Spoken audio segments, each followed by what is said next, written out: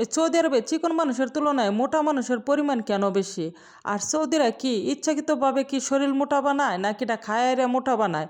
আর Saudi আরবের মানুষে কি ডায়েট করে না নাকি? অনেক ধরনের প্রশ্ন আমি পায়ে থাকি। তারপরে মনে করি যে আসলে একটু একটু করে যেহেতু ভিডিও দেই, সেই কারণে আসলে তোমাদেরকে ফুল কথাগুলো বলতে পারি না, বোঝাইতে পারি না। তার কারণেই আজকে অনেকটা বড় একটা ভিডিও নিয়ে আসলাম। আর দেখতে থাকো যে আসলে সৌদি আরবের মানুষে কীরকম ধরনের খাবারগুলো খায়। আর তারা যে এই যে এত পরিমাণে যে মোটা হয়, আসলেও কি তারা মনে করো যে কোনো ধরনের মেডিসিনের দ্বারাই কি আসলে মোটা হয় নাকি এটা খাবার খায় এরা? এটা তখন মনে করো তোমরা নিজেরাই অনুভব করতে পারবা। তো অনেকেই বলতেছো যে আপু সৌদি আরবের মানুষে কিন্তু মনে করো যে মহিলারা বেশিরভাগই ইনজেকশনের দ্বারাতে কিংবা এই সেই তারা শরীরের পরিবর্তন ইডাহাডা করে থাকে। তা আসলে আমি যতটুকু বুঝলাম যে আমি যেহেতু মনে করো যে এই সৌদিতে 10 বছর ধরে কাজ করতেছি। আর 10 বছরের মধ্যে যেহেতু আমার কফিলের একটা ফ্যামিলির মধ্যে যেহেতু আমার কফিলেরই যেহেতু 7টা বউ, আর 7টা বউয়ের মধ্যে যেহেতু আমার মনে করো যে না হলেও 100 থেকে 150 লোক। তো 100 থেকে 150 লোক তাদের সাথে উঠা বসা আছে, চলাফেরা আছে।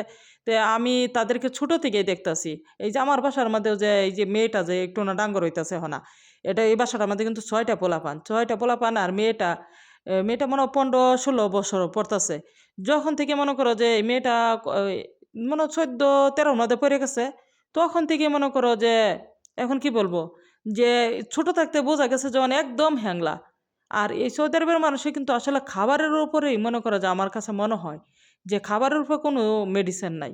কারণ এই যে মেয়েটা আছে না, মেয়েটা এখন কি বলবো যে আমি আর কত নি আমার আমার ওজন যদি মনে করো যে 40 কিংবা 45 হয়, আমি এটার ওজন মনে হয় আরো বেশি হইব।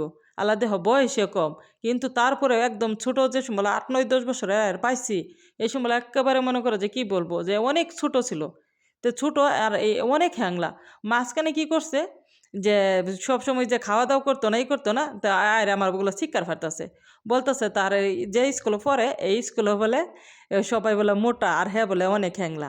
তো আমি কইছি যে তখন বয়স হইলে কিন্তু মনে করো যে বয়সে যখন পড়বে তখন মোটা হয়ে যাবে। আমি তো জানি যে সৌদি আরবের মানুষ তো এরকমই, যে এই সৌদি আরবে কিন্তু কোনো ধরনের হ্যাংলা মানুষ নাই কিয়া।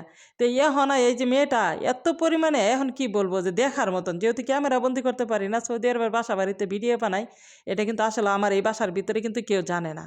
আমি যখনই মনে করো যে রান্নাবান্না করি, কাজকর্ম করি, করে আরে তারপরে রুমের ভিতরে এসে বয়েস দিয়ে ভিডিও বানাই। এই কারণে কিন্তু আমার এই বাসার সবাই জানে না এখনও আমি যে এই ফেসবুকে ইউটিউবে যে ভিডিও বানাই।